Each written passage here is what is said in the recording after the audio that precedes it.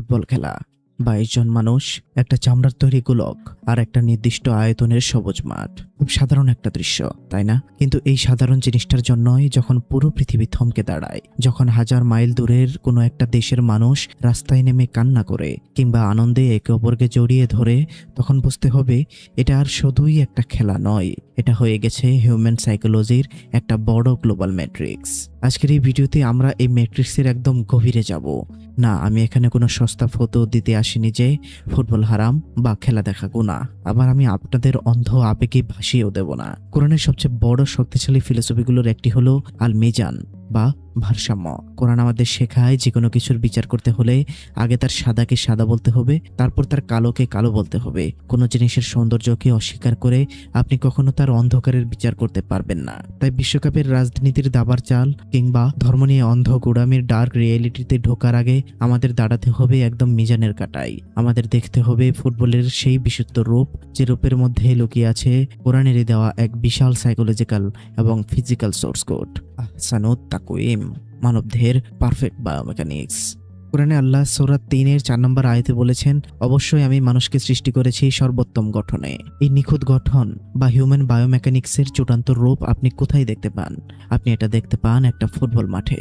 একজন ফুটবলার যখন প্রতি ঘন্টায় ৩৫ কিলোমিটার বেগে স্প্রিন্ট করে, যখন শূন্যে লাফিয়ে উঠে মাধ্যাকর্ষণ শক্তিকে হার মানিয়ে একটা হেড করে, কিংবা ১ সেকেন্ডের ভগ্নাংশে ব্রেইনের নিউরনে সিগন্যাল পাঠিয়ে ৩ জন ডিফেন্ডারকে ড্রিবল করে বেরিয়ে যায়, তখন সেই আসলে আল্লাহর দেওয়া ফিজিক্যাল ইঞ্জিনের চূড়ান্ত লিমিট বা পিক পারফরমেন্সকে স্পর্শ করে। এটা শুধুই একটা গোল নয়, এর পিছনে কাজ করছে নিখুঁত ফিজিক্স, জিওমেট্রি এবং মানুষের স্নায়ুতন্ত্রের এক অবিশ্বাস্য মেলবন্ধন।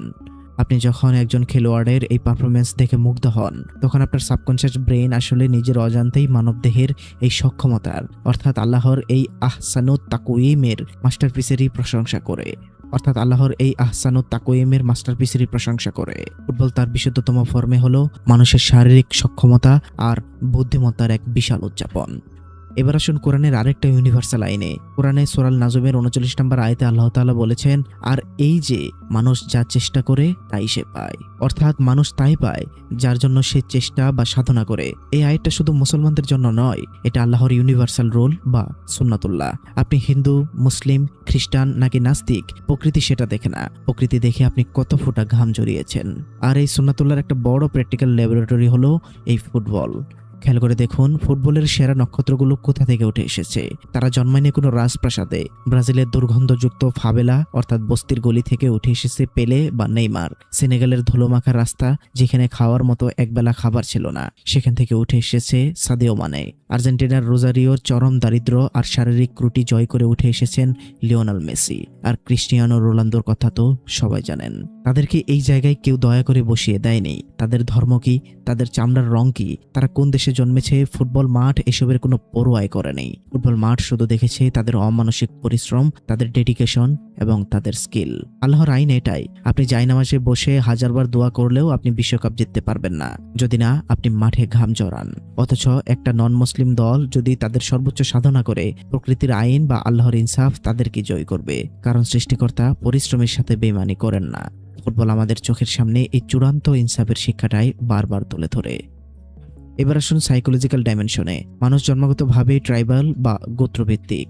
আমরা সবসময় আমি বনাম তারা থিওরিতে বাঁচি। আমাদের সমাজ, আমাদের পলিটিশিয়ানরা সবসময় চেষ্টা করেছে চামড়ার রং, জাত বা ভাষার ভিত্তিতে আমাদের আলাদা করে রাখতে। কিন্তু ফুটবল হলো পৃথিবীর ইতিহাসের একটি বড় ইকুয়ালাইজার বা সমতা বিধানকারী। পবিত্র কুরআনের সূরা হুজুরাতের ১৩ নম্বর আয়াতে আল্লাহ তাআলা বলেছেন, হে মানুষ, আমি তোমাদেরকে এক নারী ও এক পুরুষ থেকে সৃষ্টি করেছি আর তোমাদেরকে বিভিন্ন জাতি ও গোত্রে বিভক্ত করেছি, যাতে তোমরা পরস্পর পরিচিত হতে পারো। তোমাদের মধ্যে আল্লাহর কাছে সেই অধিক মর্যাদা সম্পন্ন যে তোমাদের মধ্যে অধিক তাকওয়া সম্পন্ন। নিশ্চয়ই আল্লাহ তো সর্বজ্ঞ, সম্যক অবহিত। ফুটবল আক্ষরিক অর্থেই এই আয়াতটাকে গ্লোবাল স্কেলে ইমপ্লিমেন্ট করেছে। জাতিসংঘের বড় বড় কনফারেন্স বা পলিটিশিয়ানদের বড় বড় লেকচার মানুষের ভেতর থেকে রেসিজম বা বর্ণবাদকে যতটা না মুছতে পেরেছে, একটা ফুটবল মাঠ তার চেয়ে ১০০০ গুণ বেশি পেরেছে। যখন ফ্রান্স বিশ্বকাপ জেতে, তখন সেই টিমের পল পগবা বা এমবাপ্পে যে আফ্রিকান ইমিগ্রেন্ট বা কালো চামড়ার, সেটা কোনো ফ্রেঞ্চ নাগরিকের মাথায় থাকে না। তারা সবাই একই পতাকার নিচে একই আবেগে একে অপরকে জড়িয়ে ধরে। যখন মোহাম্মদ সালাহ লিভারপুলের হয়ে গোল করে, তখন পুরো ইংল্যান্ডের খ্রিস্টান দর্শকরা গ্যালারিতে দাঁড়িয়ে গায়, সালাহ যদি আর কয়েকটা গোল করে তবে আমরাও মুসলিম হয়ে যাব। মাঠের ওই 90 মিনিট 11 জন খেলোয়াড়ের একটা টিমের মধ্যে কোনো সাদা কালো থাকে না, কোনো ধনী গরিব থাকে না। তারা তখন একটা সিঙ্গেল এন্টিটি, একটা ব্রাদারহুড। এই যে ঐক্যের সৌন্দর্য, এই যে মানুষের সাথে মানুষের আত্মার কানেকশন, এই পিওর ইমোশনটাকে আপনি কোনোভাবেই অস্বীকার করতে পারবেন না। আর সবশেষে ফুটবলের সবচেয়ে শক্তিশালী ম্যাজিকটার কথা বলি, সেটা হলো দ্য প্রেজেন্ট মোমেন্ট বা বর্তমান মুহূর্তে বেঁচে থাকা। আমরা মানুষরা সবসময় একটা ট্রমার মধ্যে থাকি, হয় অতীতের কষ্ট নিয়ে ডিপ্রেশনে ভুগি, না হয় ভবিষ্যতের ভয় নিয়ে অ্যাংজাইটিতে থাকি। কিন্তু যখন একটা বিশ্বকাপের ফাইনাল ম্যাচ শুরু হয়, রেফারির প্রথম বাঁশিটা বাজে, তখন পৃথিবীর বিলিয়ন বিলিয়ন মানুষের ব্রেন থেকে অতীত এবং ভবিষ্যতের চিন্তা উধাও হয়ে যায়। ওই 90 মিনিটের জন্য সিরিয়ার ধ্বংসস্তূপের মাঝে বসে থাকা কোনো অনাথ শিশু ভুলে যায় তার বাবা মানেই। তারা নিজেরাও একই সাথে খেলা উপভোগ করে, যা তাদের ভেঙে টুকরো হয়ে যাওয়া হৃদয়কে একটু আনন্দ দেয়। আফ্রিকার কোনো রিফিউজ ক্যাম্পের মানুষ ভুলে যায় আগামীকাল তার খাবার জুটবে কিনা। পুরো বিশ্ব একটা সিঙ্গেল ফোকাস, একটা সিঙ্গেল টাইমলাইনে এসে জড়ো হয়। ফুটবল মানুষকে আশা দেয়। একটা দুর্বল দল যখন শেষ মুহূর্তে গোল করে একটা পরাশক্তিকে হারিয়ে দেয়, তখন সেটা সাধারণ মানুষকে শেখায় জীবনের শেষ সেকেন্ড পর্যন্ত হাল ছাড়তে নেই। মিরাকেল যে কোনো সময় হতে পারে। এই যে মানুষের দুঃখ ভুলিয়ে দেওয়া, এই যে লাখো মানুষের একসাথে গেথে একটা অবিশ্বাস্য ফ্যান্টাসি বা আনন্দের জগতে নিয়ে যাওয়া, ফুটবল যদি শুধু এই বিশুদ্ধ রূপের মধ্যেই সীমাবদ্ধ থাকতো, তাহলে ফুটবল হয়তো হতো পৃথিবীর সবচেয়ে সুন্দর এবং নিষ্পাপ ফিলোসফি। কিন্তু সমস্যাটা হলো, আমরা একটা ক্যাপিটালিস্ট ম্যাট্রিক্সে বাস করি। মানুষের এই পিওর আবেগ, ঐক্যের এই শক্তি এবং এই গ্লোবাল সেন্টিমেন্ট, এটা এতই পাওয়ারফুল একটা এনার্জি যে আধুনিক বিশ্বের ক্ষমতালোভী পলিটিশিয়ান, বিলিয়নার, কর্পোরেট আর ধর্ম ব্যবসায়ীরা এটাকে এমনি এমনি ছেড়ে দেয়নি। তারা মানুষের এই বিশুদ্ধ আবেগকে হাইজ্যাক করেছে। তারা এই সুন্দর খেলাটার ভেতর ইনজেক্ট করেছে নোংরা রাজনীতি, ধর্মের নামে উগ্রতা আর বিলিয়ন ডলারের দাসত্ব। যে ফুটবল মানুষকে এক করার কথা ছিল, সেই ফুটবলের জার্সি আর পতাকাকে তারা বানিয়ে দিয়েছে মানুষকে বিভক্ত করার সবচেয়ে আধুনিক অস্ত্র। আর এই জায়গা থেকে শুরু হয় দ্য ওয়ার্ল্ড কাপ ম্যাট্রিক্সের আসল রূপ। কিভাবে আমাদের আবেগকে পুতুল বানিয়ে খেলছে পর্দার আড়ালের মানুষগুলো, কিভাবে আমরা না বুঝেই আমাদের কল্পকে সমর্পণ করে দিচ্ছি এই সিস্টেমে। আসুন এবার নামি এই খরস্রোতা নদীর আসল অন্ধকারে। অ্যানিমে সিরিজ অ্যাটাক অন টাইটানের কথা মনে আছে? সিরিজের প্রথম দিকে দেয়ালের ভেতরে সাধারণ মানুষগুলো ভাবতো তাদের আসল যুদ্ধটা বুঝি বাইরে টাইটান বা দানবের বিরুদ্ধে। কিন্তু বহু বছর পর তারা যখন আসল সত্যিটা আবিষ্কার করে, তখন দেখে আসল দানব বাইরের ওই টাইটানরা নয়। আসল দানব হলো পর্দার আড়ালে বসে থাকা সেই পলিটিশিয়ান আর ক্ষমতাবানরা, যারা নিজেদের স্বার্থে সাধারণ মানুষকে দাবার ঘুঁটি হিসেবে ব্যবহার করেছে। বিশ্বকাপ ফুটবলের রিয়েলিটিটাও ঠিক অ্যাটাক অন টাইটানের মতোই ডার্ক। আমরা ফুটবলের যে বিশুদ্ধ আবেগ, যে ব্রাদারহুড আর মেরিটোক্রেসির কথা বললাম, সেটা হলো দেয়ালের ভেতরে সাধারণ মানুষের রিয়েলিটি। কিন্তু এই পবিত্র ইমোশনটাকে, মানুষের এই পাগল করা আবেগকে বিলিয়নার আর পলিটিশিয়ানরা এমনি এমনি ছেড়ে দেয়নি। তারা খুব ভালো করেই জানে সাধারণ মানুষকে কন্ট্রোল করার সবচেয়ে বড় হাতিয়ার হলো ইমোশনাল ডাইভারশন বা আবেগের ভিন্ন খাতে প্রবাহ। আপনি যখন একটা চামড়ার বলের পেছনে দৌড়ানো 22 জন মানুষকে নিয়ে চরম উত্তেজনায় ভাসছেন, তখন পর্দার আড়ালে বিশ্ব রাজনীতির দাবার বোর্ডে এমন সব চাল খেলা হচ্ছে যা আপনার কল্পনাকেও হার মানাবে। আধুনিক পলিটিক্যাল সায়েন্স একটা ভয়ঙ্কর টার্ম আছে যাকে বলা হয় স্পোর্টস ওয়াশিং। সহজ ভাষায় এর মানে হলো, যখন কোনো পরাশক্তিবার রাষ্ট্র দিনের পর দিন অন্য দেশের উপর বোমা মারে, গণহত্যা চালায়, নিজ দেশের জনগণের কণ্ঠ রোধ করে কিংবা চরম দুর্নীতিতে ডুবে থাকে, তখন তারা সারা বিশ্বের সামনে নিজেদের ইমেজ ক্লিন করার জন্য এই বিলিয়ন ডলারের স্পোর্টস ইভেন্টগুলো আয়োজন করে। তারা জানে মানুষের মেমোরি খুব শর্ট টার্ম। যখন মানুষ লিওনেল মেসির পায়ের জাদুতে বা এমবাপ্পের স্প্রিন্টের মুগ্ধ হয়ে গ্যালারিতে বসে চিৎকার করবে, তখন তারা পুরোপুরি ভুলে যাবে যে এই টুর্নামেন্ট আয়োজকদের হাতে কতটা রক্ত লেগে আছে। স্পোর্টস ওয়াশিং হলো গ্লোবাল পলিটিক্সের সবচেয়ে দামি সাবান, যা দিয়ে রক্তের দাগ ধুয়ে ফেলা যায়। ফুটবলাররা মাঠে ঘাম ঝরায় মানবীয় উৎকর্ষের জন্য, আর ভিআইপি বক্সে বসে থাকা ক্ষমতাবানরা সেই ঘামকে ব্যবহার করে নিজেদের রাজনৈতিক পাপ মোচন করার জন্য। আমরা টিভিতে যে চকচকে বিলিয়ন ডলারের আধুনিক স্টেডিয়ামগুলো দেখি, তার পিছনের অন্ধকারটা কতটা ভয়াবহ সেটা কি আমরা কখনো ভেবে দেখেছি? ব্রাজিল থেকে শুরু করে রাশিয়া কিংবা যে কোনো মেগা ইভেন্টের আয়োজক দেশ, সবখানে লুকিয়ে আছে আধুনিক দাসত্বের অর্থাৎ মডার্ন স্লেভারির এক ভয়ঙ্কর ইতিহাস। আমাদের মতো তৃতীয় বিশ্বের দেশগুলো থেকে যাওয়া লাখ লাখ অভিবাসী শ্রমিককে মানবেতর অবস্থায় খাটিয়ে এই গ্লেডিয়েটর এরিনাগুলো বানানো হয়। পাসপোর্ট সিজ করে রাখা, মাসের পর মাস বেতন না দেওয়া, অমানসিক পরিশ্রমে হিটস্ট্রোকে হাজারো মানুষের মৃত্যু, এগুলো কোনো মিডিয়ার বানানো গল্প নয়, এগুলো ডকুমেন্টারি প্রমাণ সহ ডার্ক রিয়েলিটি। আমরা যখন এসির বাতাসে বসে গ্যালারির রঙিন লাইট শো দেখে মুগ্ধ হই, তখন আমরা ভুলে যাই ওই স্টেডিয়ামের প্রতিটা ইটে মিশে আছে আমাদেরই মতো কোনো থার্ড ওয়ার্ল্ড সিটিজেনের রক্ত আর চোখের পানি। একদিকে ফুটবলারদের মিলিয়ন ডলারের পারিশ্রমিক, আরেকদিকে স্টেডিয়াম বানানো শ্রমিকের কফিন। যে ফুটবল বৈষম্য দূর করার কথা ছিল, ক্যাপিটালিজম আর পলিটিক্সের মেশিনে পড়ে সেই ফুটবল আজ পৃথিবীর সবচেয়ে বড় বৈষম্যের প্রতীক হয়ে দাঁড়িয়েছে। এবার আসুন গ্লোবাল স্পোর্টস ম্যানেজমেন্ট অ্যান্ড পশ্চিমা বিশ্বের সবচেয়ে বড় ভণ্ডামিটার জায়গায়।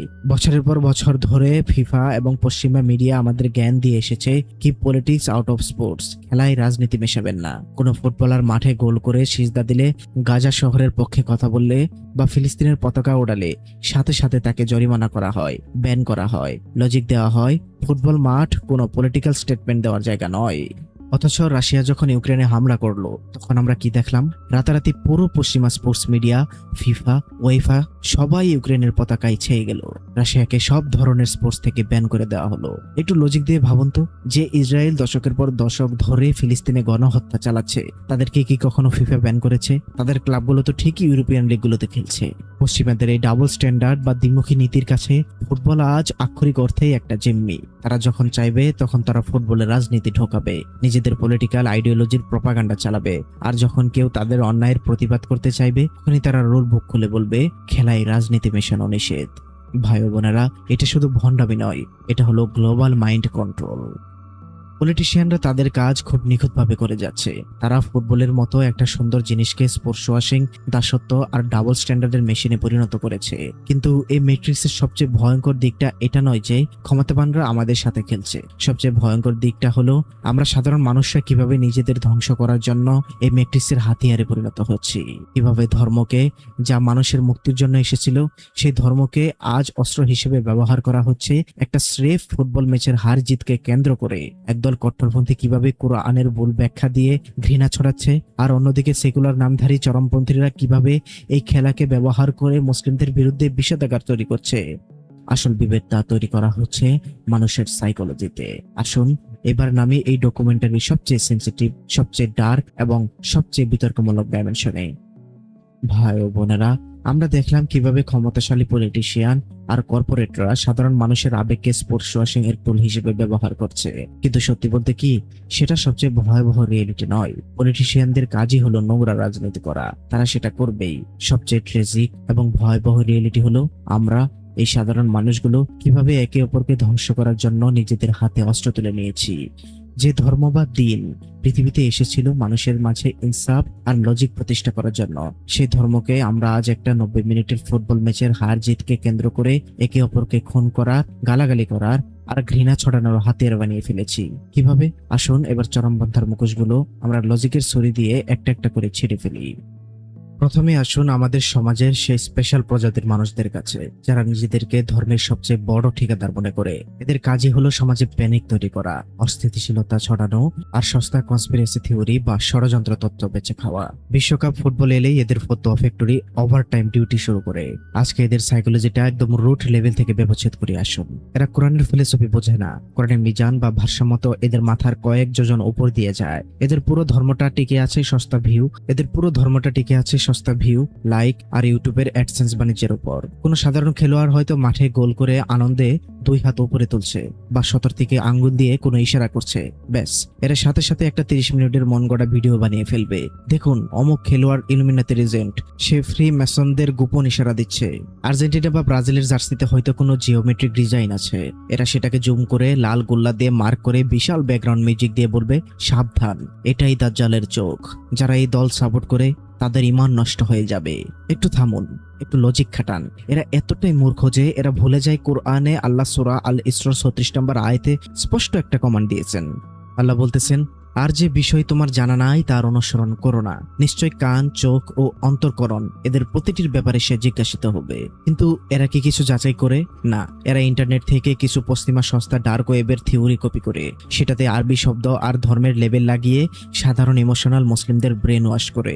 যে ইসলাম পৃথিবীতে এসেছিল অন্ধকার যুগের বর্বর মানুষদেরকে সভ্য বানাতে, যে ইসলাম পুরো বিশ্বকে ইবনে সিনা, আল খোয়ারিজমির মতো স্কলারদের মাধ্যমে বিজ্ঞান, জ্যোতির্বিদ্যা আর চিকিৎসা বিজ্ঞানের সোর্স কোড দিয়েছিল, সেই কুরআনের অনুসারীদের কাজ কি এখন অন্যের হাফ প্যান্টের সাইজ মাপা, একটা চামড়ার বল আর কাপড়ের জার্সির ভেতরে লেন্স লাগিয়ে দাজ্জালের চোখ খোঁজা? এরা সাধারণ খেলোয়াড়দেরকে ইয়াহুদীদের দালাল বা শয়তানের অনুসারী ট্যাগ দিয়ে মানুষের মনে এমন এক বিষাক্ত ঘৃণা ঢুকিয়ে দেয় যার সাথে কোরআনের বিন্দুমাত্র সম্পর্ক নেই।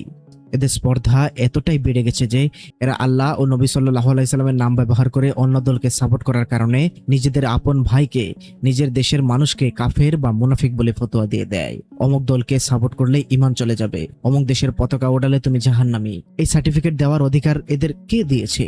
এরা কি আল্লাহর আরশের পাশে বসে মানুষের ঈমান মাপার মেশিন নিয়ে বসেছে? কোরআন সূরা হুজুরাতে বলেছে, তোমরা একে অপরকে মন্দ নামে ডেকো না, একে অপরের প্রতি উপহাস করো না।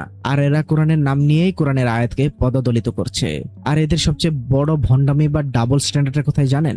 এরা ইয়াহুদীদের চক্রান্ত বলে গলা ফাটায়, পশ্চিমা বিশ্ব বয়কটের ডাক দেয়, কিন্তু এই বয়কটের ভিডিওটা এরা আপলোড করে আমেরিকার তৈরি করা ইউটিউব বা ফেসবুকে বসে পশ্চিমা টেকনোলজির সুবিধা নিয়ে তাদের প্ল্যাটফর্মে বিদেশি কোম্পানির অ্যাড দেখিয়ে ডলার কামায় আর সাধারণ মানুষের ব্রেনে ইনজেক্ট করে থার্ড ক্লাস ঘৃণা। জাস্ট একটা জিনিস চিন্তা করে দেখেন যে আমরা যারা বিশ্বকাপ ফুটবল দেখি, আমরা কিন্তু কোনো দলকেই কোনো টাকা দিচ্ছি না। আমরা ফ্রিতে কোনো অ্যাপস নামিয়ে সুন্দর করে বসে বসে দেখি, বা টিভিতে টি স্পোর্টসে বা বিভিন্ন চ্যানেলে আমরা দেখি বসে থেকে। কিন্তু আমরা যারা তাদের নিয়ে সারাদিন পড়ে নেই, কিন্তু তারা কি করতেছে? এক কথায় গ্রামের ভাষায় বলতে গেলে তারা যে ঘরে থাকে সেই ঘরে আগে। মানে এমন একটা বিষয় ঘটতেছে যে তারা ইসরায়েলের বিপক্ষে কন্টেন্ট বানাচ্ছে, তারা ইসরায়েলকে বয়কট করতে চাচ্ছে, ইসরায়েলের কোকাকোলা বয়কট করতে চাচ্ছে, ইসরায়েলের বিভিন্ন পণ্য বয়কট করতে চাচ্ছে। কিন্তু বয়কট তারা কোথায় করতেছে? ইসরায়েলের ফেসবুকে বসে। ফেসবুক নিজে ইসরায়েলের, আর সেই ফেসবুকে বসে তারা বা সেই ফেসবুক চালিয়ে তারা দিন রাত ফেসবুক স্ক্রলিং করতেছে, দিন রাত ফেসবুকে পোস্ট করতেছে, পোস্ট করে তারা ডলার কামাচ্ছে, তারপর সেগুলো মানুষের কাছে ঘৃণা ছড়াচ্ছে, আর সেই ফেসবুকের সেই পোস্টগুলোই তারা শেয়ার করে মানুষের মধ্যে রিচ করাচ্ছে। অর্থাৎ তারা কিন্তু ইসরায়েলের যা লাভ করে দেওয়ার করেই দিচ্ছে, আবার তারা ইসরায়েলকে বয়কট করতেছে। ভাই, বয়কট করার লাগে আগে ফেসবুক বয়কট কর, বয়কট করার লাগলে আগে ইন্টারনেট বয়কট কর, তারপর বরং ছোট ছোট পণ্য সামগ্রী বয়কট করবা, যেটার মাধ্যমে ইসরায়েল এত এত টাকা কামাচ্ছে, ইন্টারনেট। সেটাই তোমরা বয়কট করতেছো না। সেটার মধ্যে বসে তোমরা বলতেছো কোকাকোলা বয়কট করো। আমি বলতেছি না তো কোকাকোলা বয়কট করো না, আমি সেগুলো নিয়ে কথা বলছি না। কিন্তু পাড়ার চায়ের দোকানে বসে একটা টিভিতে আমরা বসে খেলা দেখবো, আর এদিকে আপনি ফেসবুকে বসে বিভিন্ন ধরনের ঘৃণা ছড়াবেন আর টাকা ইনকাম করবেন, আর বলবেন ইসরায়েলকে বয়কট করতে, কিন্তু আপনি নিজেই ইসরায়েলকে স্পন্সরশিপ করতেছেন। কি আজব হয়ে গেল না? এরা ফুটবল বা স্পোর্টস থেকে মানুষকে ধরে রাখার কথা বলে, কিন্তু নিজেদের চ্যানেলের ভিউ বাড়ানোর জন্য সেই ফুটবলারদের ছবি থাম্বনেলে ব্যবহার করে। এদের কাছে ইসলাম মানে কোনো চিন্তাশীল বা লজিক্যাল জীবন ব্যবস্থা নয়। এদের কাছে ইসলাম মানে হলো একটা প্যারানয়া বা মানসিক রোগ, যেখানে সবকিছুর মধ্যে ষড়যন্ত্র খুঁজতে হবে। এরা আসলে ধর্মের রক্ষক নয়। কোরআনের সবচেয়ে বড় ক্ষতি ইসলাম বিদ্বেষীরা করতে পারেনি। কোরআনের সবচেয়ে বড় ক্ষতি করেছে এই মূর্খ, কট্টরপন্থী আর ফতোয়াবাজরা। এরা ইসলামকে সারা বিশ্বের সামনে একটা জোক বা হাসির পাত্র বানিয়ে ছেড়েছে। এরা নিজেদের ফ্রাস্ট্রেশন, নিজেদের অজ্ঞতাকে জাস্টিফাই করার জন্য ইসলামকে একটা অন্ধকারের ধর্ম হিসেবে প্রেজেন্ট করছে। ইউটিউবের ফতোয়া তো গেল, এবার আসুন আমরা সোশ্যাল মিডিয়ার সবচেয়ে ডার্ক জগৎটির কথা বলি, ফেসবুক। বিশ্বকাপ বা যে কোনো স্পোর্টস ইভেন্ট চলাকালীন ফেসবুকের নিউজ ফিড ঘাটলে আপনি এই স্পেশাল প্রজাতির কট্টরপন্থীদের এমন একটা ডাবল স্ট্যান্ডার্ড বা হিপোক্রেসির মুখোমুখি হবেন, যা দেখলে আপনার মনে হবে এরা আসলে স্কিজোফ্রেনিয়া বা মারাত্মক কোনো মানসিক রোগে আক্রান্ত। কিভাবে? আসুন পয়েন্ট ধরে ধরে এদের মুখোশ খুলি। প্রথমত ধরুন রাত 3টায় বিশ্বকাপ ফুটবলের সেমিফাইনাল বা ফাইনাল ম্যাচ চলছে। এই হারাম পুলিশ বা ফতোয়াবাজরা তখন কি করে জানেন? এরা ঠিকই চোখের ঘুম হারাম করে 90 মিনিটের স্ক্রিনের সামনে বসে পুরো খেলাটাকে লেখায়। এরা জানে কে কয়টা পাস দিয়েছে, কে অফসাইড হয়েছে, রেফারি কোথায় ভুল করেছে। আর খেলা শেষ হওয়ার ঠিক 5 মিনিট পর এরা ফেসবুকে এসে একটা বিশাল স্ট্যাটাস দিয়ে বসবে, রাত জেগে খেলা দেখা হারাম, কাফেরদের সাপোর্ট করা হারাম, তোমরা তাহাজ্জুদ না পড়ে এই চামড়ার বলের পিছনে ছুটছো। একটু লজিকটা খেয়াল করুন। তুমি নিজে পুরো 90 মিনিট খেলা দেখলে, তোমার তখন তাহাজ্জুদের কথা মনে পড়লো না, আর খেলা শেষ হওয়ার পর ফেসবুকে লাইক আর রিয়াকশন করানোর জন্য তুমি হঠাৎ করে ইমাম সাহেব হয়ে গেলে। কোরআনে সূরা সফের 2 ও 3 নম্বর আয়াতে আল্লাহ তাআলা বলেছেন, কোরআনে সূরা সফের 2 ও 3 নম্বর আয়াতে আল্লাহ তাআলা বলেছেন, হে ঈমানদারগণ, তোমরা তা কেন বলো যা তোমরা করো না? তোমরা যা করো না তা বলা আল্লাহর নিকট বড়ই ক্রোধের বিষয়। এরা কোরআনের এই আয়াতকে প্রতিদিন প্রতি রাতে নিজেদের স্ট্যাটাস দিয়ে অপমান করছে। দ্বিতীয়ত, এরপর আসুন এদের সবচেয়ে বড় এবং নোংরা ব্যবসার জায়গায়। এরা হলো ফেক নিউজ বা ভুয়া খবরের সবচেয়ে বড় ফ্যাক্টরি। খেলা চলাকালীন এরা ফটোশপ দিয়ে এডিট করে এমন সব খবর ছড়াবে যা দেখে শয়তানও হয়তো লজ্জা পেয়ে যাবে।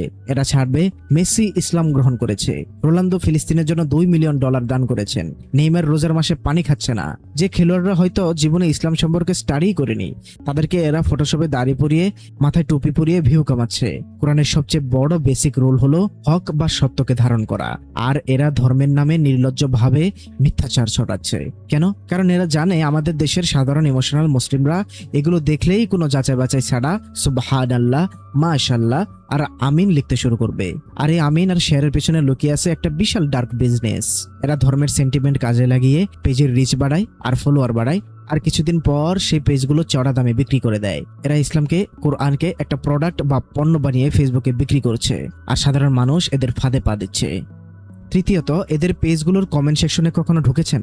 এরা নিজেদেরকে ধর্মের বাহক দাবি করে, কিন্তু অন্য দলকে গালাগালি করার সময় এদের ভাষা শুনলে মনে হবে এরা কোনো বস্তির ড্রেন থেকে উঠে এসেছে। খেলোয়াড়দের বউ, তাদের গার্লফ্রেন্ড বা তাদের ব্যক্তিগত জীবন নিয়ে এরা যে লেভেলের নোংরা, কুরুচিপূর্ণ এবং অশ্লীল মন্তব্য করে তা মুখে আনাও পাপ। কেউ যদি এদের ফতোয়ার একটা লজিক্যাল কাউন্টার দেয়, সাথে সাথে এরা তাকে মুরদাদ, কাফের বা নাস্তিক বলে ট্যাগ দিয়ে দেয়। কোরআনে আল্লাহ সূরা আনামের 159 নম্বর আয়াতের নবীজিকে উদ্দেশ্য করে বলেছেন, অতঃপর আল্লাহর পক্ষ থেকে রহমতের কারণে তুমি তাদের জন্য নম্র হয়েছিলে, আর যদি তুমি কঠোর স্বভাবের, কঠিন হৃদয় সম্পন্ন হতে, তবে তারা তোমার আশপাশ থেকে সরে পড়তো। সুতরাং তাদেরকে ক্ষমা করো এবং তাদের জন্য ক্ষমা প্রার্থনা করো, আর কাজে কর্মে তাদের সাথে পরামর্শ করো। অতঃপর যখন সংকল্প করবে তখন আল্লাহর উপর তাওয়াক্কুল করবে, নিশ্চয়ই আল্লাহ তাওয়াক্কুলকারীদেরকে ভালোবাসেন। যে ধর্মের নবী সবচেয়ে সুন্দর আচরণের অধিকারী ছিলেন, সেই ধর্মের নাম নিয়ে এরা সোশ্যাল মিডিয়ায় সবচেয়ে জঘন্য চরিত্র প্রদর্শন করছে। এরা কি আদৌ ইসলাম প্র্যাকটিস করে, নাকি এরা ধর্মের লেবাস পরে নিজেদের ভিতরের ফ্রাস্ট্রেশন আর বিকৃত মানসিকতাগুলোকে বের করার একটা লাইসেন্স পেয়ে গেছে? চতুর্থত, এখন সবচেয়ে বড় প্রশ্ন হলো এরা এমন কেন করে? এদের সাইকোলজির মূলে আসলে কি? এর উত্তর হলো চরম হীনম্মনতা বা ইনফিরিয়রিটি কমপ্লেক্স। এই চরমপন্থীরা জানে যে আধুনিক বিশ্ব বা গ্লোবাল স্পোর্টস, বিজ্ঞান, টেকনোলজিতে বর্তমান মুসলিম বিশ্বের অবদান বা লিডারশিপ একদম তলানিতে। নিজেদের কোনো অ্যাচিভমেন্ট নেই, নিজেদের কোনো প্রোডাক্টিভিটি নেই। তখন এই হীনম্মনতা ঢাকার জন্য এরা দুটো সাইকোলজিক্যাল ডিফেন্স মেকানিজম বা পদ্ধতি বেছে নেয়। এক, হয় তারা ভুয়া খবর বানিয়ে পশ্চিমা খেলোয়াড়দের মুসলিম বানিয়ে আত্মতৃপ্তি লাভ করার চেষ্টা করে, যেমন ওরা আমাদের ধর্ম গ্রহণ করেছে তার মানে আমরাই সেরা। দুই, অথবা তারা পশ্চিমাদের যে কোনো সাফল্য, স্পোর্টস বা প্রযুক্তিকে দাজ্জালের ষড়যন্ত্র বা ইলুমিনাতি বলে বাতিল করে দেয়। কারণ আপনি যখন কারো সমকক্ষ হতে পারবেন না, তখন তাকে শয়তানের দালাল বলে গালি দেওয়াটা হলো সবচেয়ে সহজ কাজ। এরা বুঝতে পারে না যে ইসলাম কখনো অন্যকে ছোট করে বা ষড়যন্ত্র তত্ত্ব দিয়ে নিজেকে বড় করতে শেখায়নি। ইসলাম শিখিয়েছে জ্ঞান অর্জন করতে, পরিশ্রম করতে আর আহসানুত তাকওয়িম বা শ্রেষ্ঠত্বের প্রমাণ দিতে। কিন্তু এরা কাজ করবে না, এরা জ্ঞান অর্জন করবে না। এরা শুধু 5 ইঞ্চি মোবাইলের স্ক্রিনের পেছনে বসে ধর্মের ঢাল ব্যবহার করে পুরো স্পোর্টস বিশ্বকে ফতোয়া দেবে। এরা হলো সাইকোলজিক্যালি সবচেয়ে দুর্বল এবং পরাস্ত একটা প্রজন্ম, যারা কোরআনের আসল সোর্স কোড থেকে হাজার মাইল দূরে অবস্থান করছে। তাই যারা বিশ্বকাপের মতো ইভেন্টগুলোকে কেন্দ্র করে ফেসবুকে ধর্মের দোহাই দিয়ে ফিতনা ছড়াচ্ছে, ফেক নিউজ বানাচ্ছে আর মানুষকে কাফের ফতোয়া দিচ্ছে, মনে রাখবেন এরা ইসলামের কোনো খেদমত করছে না, এরা উল্টো কোরআনের মিজানকে ধ্বংস করছে। এরা হলো সে ম্যাট্রিক্সের সবচেয়ে সস্তা দাবার ঘটি, যারা নিজেদের অজ্ঞতাকে তাকওয়া বা পরহেজগারির নাম দিয়ে সমাজে বিক্রি করছে। ভার্চুয়াল জগতের ফেসবুক আর ইউটিউবের নোংরামি তো দেখলেন, এবার আসুন আপনাদের এই হারাম পুলিশ আর ধর্মীয় গোড়াদের রিয়েল লাইফ বা বাস্তব জীবনের ভণ্ডামির ম্যাট্রিক্সটা একটু ঘুরিয়ে দেখায়। এরা বাস্তবে ধর্মের কতটা ক্ষতি করছে সেটা জানলে আপনি শিউরে উঠবেন। আসুন লজিকের স্কেলে এদের বাস্তব জীবনকে ব্যবচ্ছেদ করি। প্রথমত, বিশ্বকাপ এলেই এদের একটা স্পেশাল রূপ দেখা যায়। এরা জুমার খুতবায় বা ওয়াজের ময়দানে মাইক ফাটিয়ে চিৎকার করে ফুটবল হারাম, টিভিতে 22 জন হাফ প্যান্ট পরা লোকের পেছনে দৌড়ানো দেখা হারাম, যারা মেসির জার্সি গায়ে দেয় তারা জাহান্নামী। খুব ভালো কথা। এবার একটু মিজানের কাঁটাটা মেলে আসুন। যে হুজুর বা যে কট্টরপন্থী লোকটা একটা 22 বছরের তরুণের গায়ে ভিনদেশি ক্লাবের জার্সি দেখে তার ঈমান খারিজ করে দিচ্ছে, সেই লোকটারই চোখের সামনে যখন সমাজের বড় অবিচারগুলো ঘটে তখন সে অন্ধ হয়ে যায়। ওই একই মসজিদের সামনের কাতারে যখন এলাকার সবচেয়ে বড় দুর্নীতিবাজ, এতিমের হক মেরে খাওয়া নেতা বা সুদের ব্যবসায়ী এসে বসে, তখন এই ফতোয়াবাজদের মুখ থেকে একটা টু শব্দ বের হয় না। কারণ তাদের বিরুদ্ধে ফতোয়া দিলে তো চাকরি চলে যাবে, হাদিয়া বন্ধ হয়ে যাবে।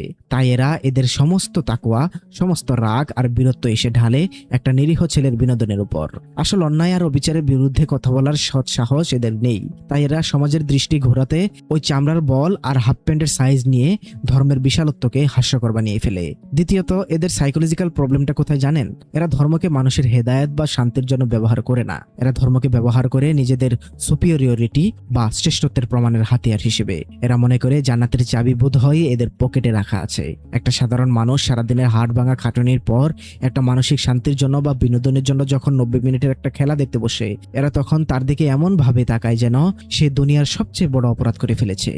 সূরা লোকমানের 18 নম্বর আয়াতে আল্লাহ তাআলা বলেছেন, আর তুমি অহংকার বশত মানুষ থেকে মুখ ফিরিয়ে নিও না, এমনি ভাবে জমিনের উপর দম্ভ ভরে হাঁটবে না, কেননা যারা দম্ভ ভরে হাঁটে নিয়ামতের উপর অহংকার করে তারা শুকরিয়া আদায় করে না, আল্লাহ তাদের কাউকে পছন্দ করেন না। অথচ এরা ধর্মের লেবাস পরে নিজেদের ভিতর এমন এক ভয়ঙ্কর অহংকার পুষে রাখে, যার কারণে এরা সাধারণ মানুষকে জাহান্নামী, কাফের বা দাজ্জালের অনুসারী ট্যাগ দিয়ে এক ধরনের বিকৃত মানসিক শান্তি লাভ করে। এরা নিজেদেরকে সমাজের বাকি সবার চেয়ে পবিত্র বা হোলি প্রমাণ করার জন্য স্পোর্টসকে একটা সস্তা টার্গেট বানিয়েছে। তৃতীয়ত, এদের এই গোড়ামির সবচেয়ে বড় এবং ভয়ঙ্কর ইম্প্যাক্টটা কোথায় পড়ছে জানেন? আমাদের তরুণ সমাজের উপর। ইসলাম এমন এক কোনো শ্বাসরুদ্ধকর ধর্ম নয় যে আপনি হাসতে পারবেন না, খেলতে পারবেন না বা নির্দোষ বিনোদন করতে পারবেন না। নবী সাল্লাল্লাহু আলাইহি সাল্লাম নিজে হযরত আয়েশা রাদিয়াল্লাহু আনহার সাথে দৌড় প্রতিযোগিতা করেছেন, সাহাবীদের তীরন্দাজি আর কুস্তি খেলায় উৎসাহ দিয়েছেন। ইসলাম শেখায় মিজান বা ব্যালেন্স। কিন্তু এই ফতোয়াবাজরা ইসলামকে এমন একটা জেলখানা বা কাল্ট হিসেবে প্রেজেন্ট করেছে যেখানে স্পোর্টস হারাম, বিনোদন হারাম, হাসাহাসি হারাম, সব হারাম। এদের এই এক্সট্রিমিস্ট বা চরমপন্থী আচরণের কারণে আজকে হাজার হাজার তরুণ ইসলাম থেকে দূরে সরে যাচ্ছে। তরুণেরা ভাবছে যে ধর্ম আমাকে একটা সাধারণ খেলা দেখতেও মানা করে, পদে পদে আমাকে জাহান্নামের ভয় দেখায়, সেই ধর্ম আমার জন্য নয়। এরা কোরআনের ইনসাফের দাওয়াত মানুষের কাছে পৌঁছানোর বদলে ফতোয়ার চাবুক মেরে মানুষকে কোরআন থেকে দূরে সরিয়ে দিচ্ছে। চতুর্থত আর সবশেষে এদের সবচেয়ে বড় হিপোক্রেসিটা শুনুন। এরা যে ফুটবলকে, যে খেলোয়াড়দেরকে সারাদিন দাজ্জালের চোখ বলে গালি দিচ্ছে, এরা আবার ঠিকই নিজেদের ওয়াজে ময়দানে লোক টানার জন্য সেই খেলোয়াড়দের নামই ব্যবহার করে। ওয়াজের পোস্টারে এরা বড় বড় করে রোনালদো বা মেসির ছবি দেয়। ওয়াজের মাঝখানে অপ্রাসঙ্গিক ভাবে ফুটবলের উদাহরণ টেনে এনে ভাইরাল হওয়ার চেষ্টা করে, কারণ এরা খুব ভালো করে জানে ফুটবল বা স্পোর্টসের যে গ্লোবাল রিচ বা পপুলারিটি, সেটাকে নেগেটিভ ভাবে ব্যবহার করলেও এদের নিজেদের ব্যবসাটা ভালোই জমবে। এরা স্পোর্টসকে বয়কট করার কথা বলে, কিন্তু নিজেদের ফতোয়া বিক্রি করার জন্য সেই স্পোর্টসের পপুলারিটির উপরেই এরা পরজীবীর মতো বেঁচে থাকে। তাই কোরআনের লজিক দিয়ে এদের যদি একটা লাইনে ডিফাইন করতে হয়, তবে বলতে হবে এরা কোনো ধর্ম প্রচারক নয়, এরা হলো কোরআনের সবচেয়ে বড় ডিস্ট্রাক্টর বা ধ্বংসকারী। এরা সাধারণ মানুষকে কোরআনের সৌন্দর্য, বিজ্ঞান, মানবতা আর ইনসাফের দিকে না ডেকে নিয়ে যাচ্ছে অন্ধকারের দিকে আর সীমাহীন অহংকারের দিকে। এরা হলো সেই উই পোকা যারা ধর্মের লেবাস পরে ভেতর থেকে আমাদের সমাজের রোড সোর্স কোডটাকে কুরে কুরে খাচ্ছে। কিন্তু আগে বলেছি, এই ম্যাট্রিক্সের শুধু একটা পিঠ দেখলে কোরআনের ইনসাফ হবে না। ধর্মীয় গোড়ামি আর ফতোয়াবাজদের মুখস্থ আমরা খুললাম, এবার আসুন মুর্দার অন্য পিঠে। এবার আসুন সেই আধুনিক, শিক্ষিত আর প্রগতিশীল সমাজের কাছে, যারা নিজেদের খুব সেকুলার আর ওপেন মাইন্ডেড বলে দাবি করে, যারা মনে করে তারা এই ফতোয়াবাজদের চেয়ে অনেক উন্নত। কিন্তু একটা ফুটবল ম্যাচ এলেই এদের ভেতরের আসল রেসিজম, এদের ভেতরে লুকিয়ে থাকা চরম ইসলাম বিদ্বেষ কিভাবে সাপের মতো ফনা তুলে দাঁড়ায়, কিভাবে এরা আধুনিকতার নামে কট্টরপন্থীদের চেয়েও জঘন্য কাজগুলো করে। আসুন এবার এই তথাকথিত সেকুলার আর ইসলাম বিদ্বেষী চরমপন্থীদের চামড়াটা একটু লজিকের ছুরি দিয়ে তুলি। ভাই ও বোনেরা, আপনারা কি শুধু ভাবছেন যে শুধু কট্টর ধর্ম ব্যবসায়ীরা স্পোর্টসকে ব্যবহার করে ঘৃণা ছড়াচ্ছে? না, এবার আসুন মুর্দার সবচেয়ে ভয়ঙ্কর, সবচেয়ে ধূর্ত এবং শিক্ষিত পিঠটার দিকে। আমাদের সমাজে এবং গ্লোবাল স্কেলে একদল তথাকথিত সেকুলার, লিবারেল এবং অতি প্রগতিশীল চরমপন্থী আছে। এরা স্যুটটাই পরে, এরা বড় বড় মানবাধিকারের কথা বলে, এরা ফতোয়াবাজদের নিয়ে হাসাহাসি করে। কিন্তু একটা ফুটবল বিশ্বকাপ বা বড় কোনো স্পোর্টস ইভেন্ট এলেই এদের ভেতরের আসল রেসিজম, এদের ভিতরে লুকিয়ে থাকা চরম ইসলাম বিদ্বেষ কিভাবে সাপের মতো ফনা তুলে দাঁড়ায় তা দেখলে আপনি শিউরে উঠবেন। এরা ফুটবল বা খেলাধুলাকে হাতিয়ার বানিয়েছে তাদের কালচারাল ইম্পেরিয়ালিজম বা সাংস্কৃতিক আগ্রাসনকে জাস্টিফাই করার জন্য। আসুন লজিকের আয়নায় এদের এই সভ্যতার মুখোশটা একটু টুকরো টুকরো করে ফেলি। প্রথমত, এরা সারাদিন বাকস্বাধীনতার বড় বড় বলি আওড়ায়, কিন্তু এদের বাকস্বাধীনতা কতটা সিলেক্টিভ বা সুবিধাবাদী সেটা দেখুন।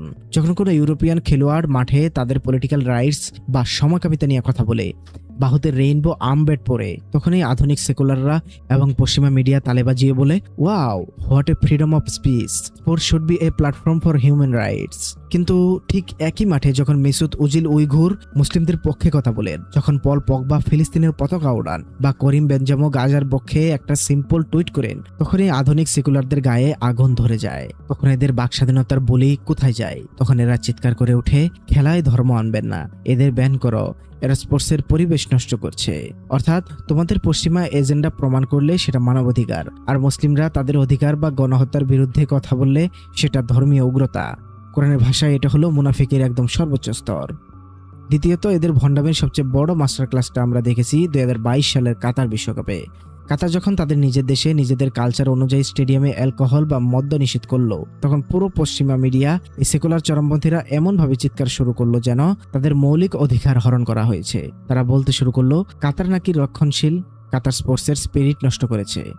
একটু লজিক খাটান, যখন ফ্রান্স বা ইংল্যান্ডে বিশ্বকাপ হয় তখন তো আপনারা মুসলিম ফ্যানদের জন্য জোর করে মদ বা শুয়োরের মাংস বন্ধ করে দেন না। আপনারা বলেন আমাদের দেশে এসেছো, আমাদের কালচার মানতে হবে।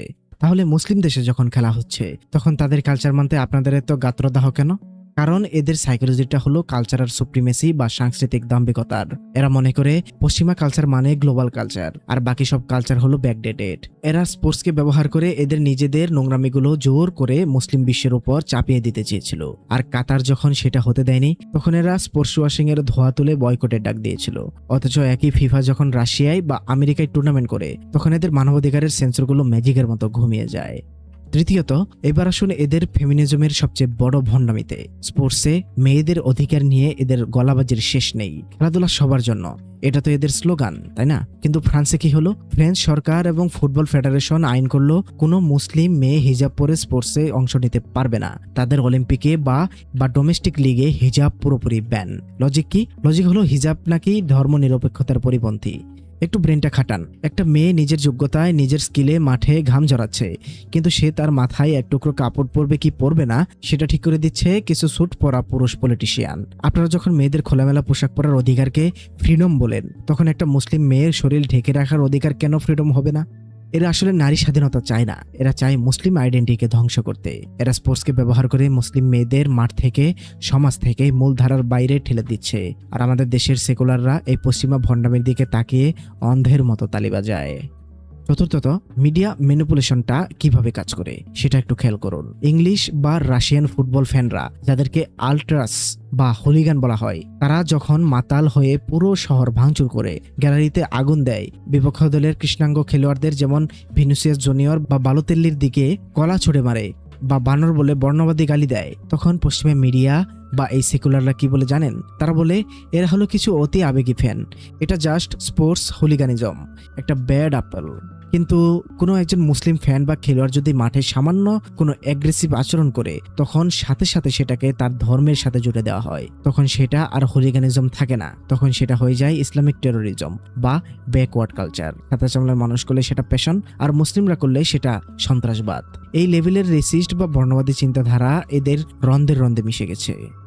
পঞ্চমত, এদের মানসিক অসুস্থতা কতটা নিচে নামতে পারে তার সবচেয়ে ভয়াবহ প্রমাণ হলো গাজার ইস্যু। স্পোর্টস মানে হলো একে অপরের প্রতি রেসপেক্ট করা, কিন্তু এই চরমপন্থীরা গ্যালারিতে বসে বা সোশ্যাল মিডিয়ায় ফেক আইডি খুলে ইচ্ছে করে শুধুমাত্র মুসলিম ফ্যানদের ইমোশনে আঘাত করার জন্য এবং ফিলিস্তিনের কান্নাকে ব্যঙ্গ করার জন্য স্পোর্টস ইভেন্টগুলোতে বা ক্লাবের পেজগুলোতে ইসরায়েলের পতাকা নিয়ে হাজির হয়। গাজায় যখন হাজার হাজার মাসুম বাচ্চা বোমার আঘাতে ছিন্ন ভিন্ন হয়ে যাচ্ছে তখন এই বিকৃত মানসিকতার মানুষগুলো স্পোর্টস পেজগুলোতে এসে সেটা নিয়ে ট্রোল করে, হাসাহাসি করে ইসরায়েলের পক্ষে সাফাই গায়। এরা নিজেদের সভ্য বলে দাবি করে, কিন্তু এরা আসলে আধুনিকতার খোলসে লুকিয়ে থাকা সবচেয়ে আদিম আর স্যাডিস প্রজাতির মানুষ।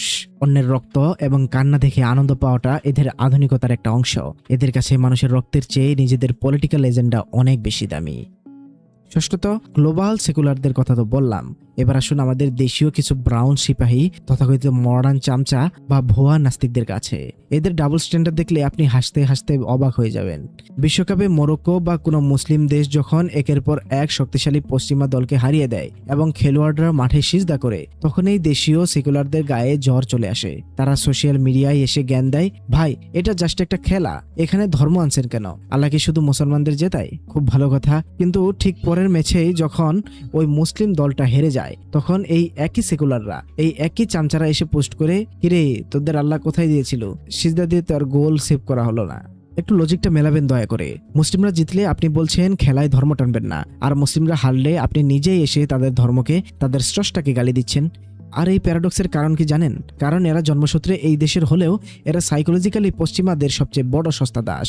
ওই যে কিছু মূর্খ কট্টরপন্থী স্পোর্টস নিয়ে আজে বাজে ফতোয়া দেয়, এই সেকুলাররা সেই সুযোগটা নেয়। ওরা কট্টরপন্থীদের ভুল কাজকে পুঁজি করে পুরো ইসলাম ধর্মকে, কোরআনকে সোশ্যাল মিডিয়ায় গালিগালাজ করে। এরা বলে তোমাদের ধর্ম ব্যাকডেটেড, তোমাদের কোরআনে খেলাধুলা নিয়ে কিছু বলা নেই, তোমরা বর্বর। অথচ এরা জানে না যে কোরআনকে এরা ব্যাকডেটেড বলছে, সেই কোরআনই প্রথম মানবজাতিকে আহসানুত তাকওয়িম বা ফিজিক্যাল এক্সেলেন্সের ঘোষণা দিয়েছেন। এরা স্পোর্টসের সৌন্দর্য বোঝার জন্য খেলা দেখে না, এরা আসে স্পোর্টসকে ঢাল হিসেবে ব্যবহার করে নিজেদের ভেতরের ফ্রাস্ট্রেশন আর ইসলাম বিদ্বেষী নোংরা এজেন্ডাগুলো বাস্তবায়ন করতে। ভাই ও বোনেরা, এদের মুখোশের নিচে আরো কিছু লেয়ার আছে যেগুলোর দিকে আমরা কখনো লজিকের আলো ফেলি না। এদের এই ছোট ছোট ভণ্ডামিগুলো প্রমাণ করে যে এরা আধুনিকতার নামে আসলে কতটা মানসিকভাবে দেউলিয়া। আসুন লজিকের মাইক্রোস্কোপ দিয়ে এদের আরো কয়েকটা ডার্ক রিয়েলিটি ব্যবচ্ছেদ করি। প্রথমত, এদের নৈতিকতা বা মরাল কম্পাস কতটা অসুস্থ তার সবচেয়ে বড় প্রমাণ হলো এই পয়েন্টটি। কিছুদিন আগে ইংলিশ প্রিমিয়ার লিগের একটা ঘটনা আপনাদের নিশ্চয়ই মনে আছে। কার্ট জুমা নামের একজন ফ্রেঞ্চ মুসলিম ফুটবলার তার পোষা বিড়ালকে লাথি মেরেছিল। হ্যাঁ, পশুকে আঘাত করা ইসলামেও হারাম, এটা অবশ্যই একটা অপরাধ। কিন্তু এরপরে পশ্চিমা মিডিয়া, এই আধুনিক সেকুলার সমাজ আর কর্পোরেটরা কি রিয়েক্ট করেছিল? তারা কার্ট জুমাকে লিগ থেকে ব্যান করার দাবি তুলল। এডিডাস তার সাথে $1 মিলিয়ন স্পন্সরশিপ বাতিল করলো। পশু অধিকার কর্মীরা রাস্তায় নেমে গেল। পুরো পশ্চিমা বিশ্ব এমন ভাবে কেঁদে ভাসালো যেন দুনিয়া ধ্বংস হয়ে যাচ্ছে। খুব ভালো কথা, এবার মিজানের কাঁটাটা ফিলিস্তিনের দিকে ঘোরান। যেদিন কার্ড জমার বিড়ালের জন্য এর স্পন্সরশিপ বাতিল করেছিল, ঠিক সেই সময়টাতে ফিলিস্তিনে গাজায় ইসরায়েলি বোমায় হাজার হাজার মাসুম শিশু টুকরো টুকরো হয়ে মারা যাচ্ছিল।